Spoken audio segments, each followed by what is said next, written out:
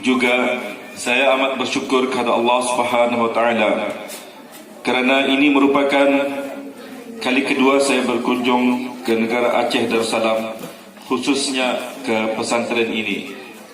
Kali pertama saya ialah pada tahun 2016, di mana saya juga diutuskan bagi tujuan yang sama seperti hari ini.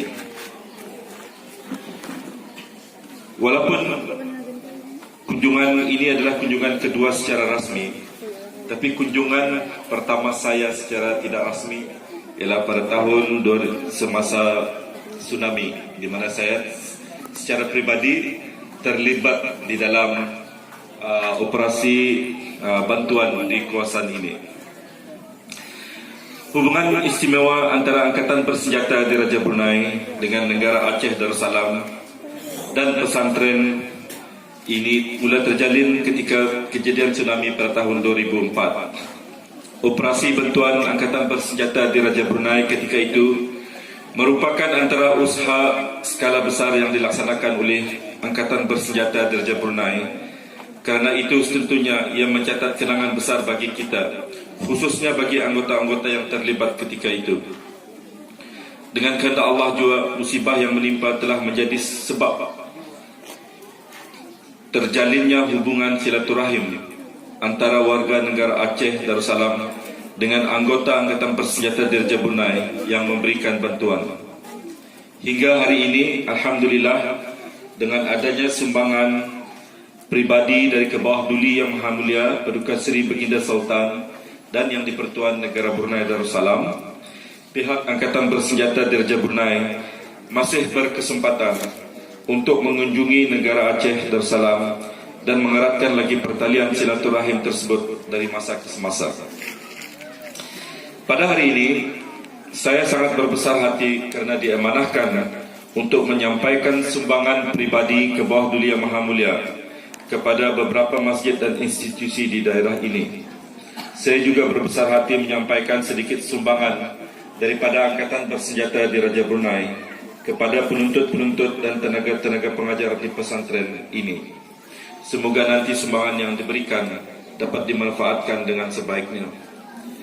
Pada kesempatan ini saya juga menasihatkan agar anak-anak yatim terus tabah dan menggunakan apapun jua kesempatan dan kemudahan yang ada untuk menimba ilmu pengetahuan, semada dalam pengetahuan agama Islam maupun ilmu pengetahuan keduniaan.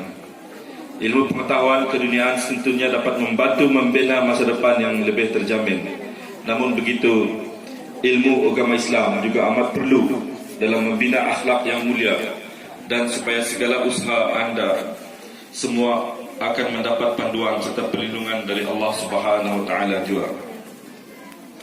Sekali lagi saya bagi pihak pemerintah Angkatan Bersenjata Diraja Brunei, saya sukacita merakamkan setinggi-tinggi penghargaan dan terima kasih kepada semua pihak yang terlibat menjayakan acara ini. Tentunya kejayaan acara ini tidak dapat dicapai tanpa usaha, kerjasama dan bantuan yang diberikan. Mudah-mudahan dengan izin Allah Subhanahu Wa Taala kita akan dapat berkumpul lagi di masa akan datang.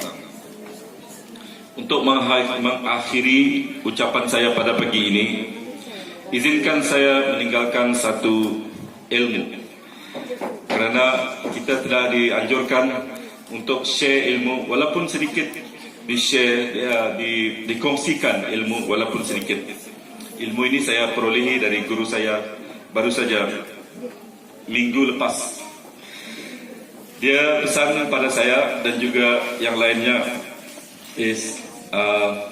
setiap hari jangan lupa untuk berdoa atau memohon 3 perkara setiap hari.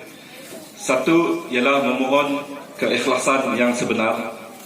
Kita ikhlas kerana seperti mana cerita dalam Al-Quran Al-Karim, apabila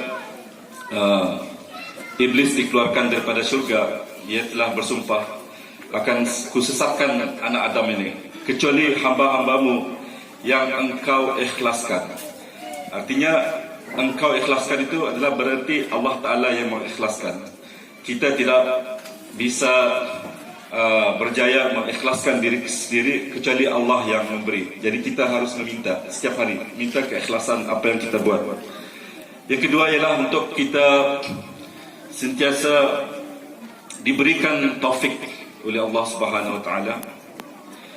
Dan yang ketiga yang juga penting ialah apapun amalan yang kita ni buat dipohonkan agar ianya diterima. Guru saya pesan, walaupun kita beramal siang malam, tapi sekiranya amalan tidak diterima, jadi ia sia-sia. Jadi 3 perkara dipohonkan tiap hari: ikhlas, sentiasa diberikan taufik, dan dipohonkan agar amalan kita sentiasa diterima oleh Allah Subhanahu Wa Taala, insya-Allah.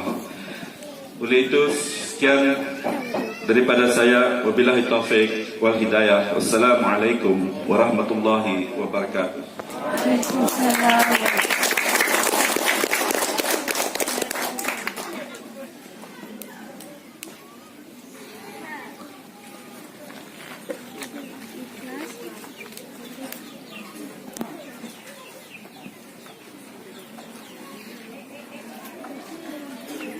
Selanjutnya, pembacaan doa. Kami mohon kesediaan dari Tengku Zulkifli Arifin. Kepada Tengku Zulkifli Arifin, kami persilakan.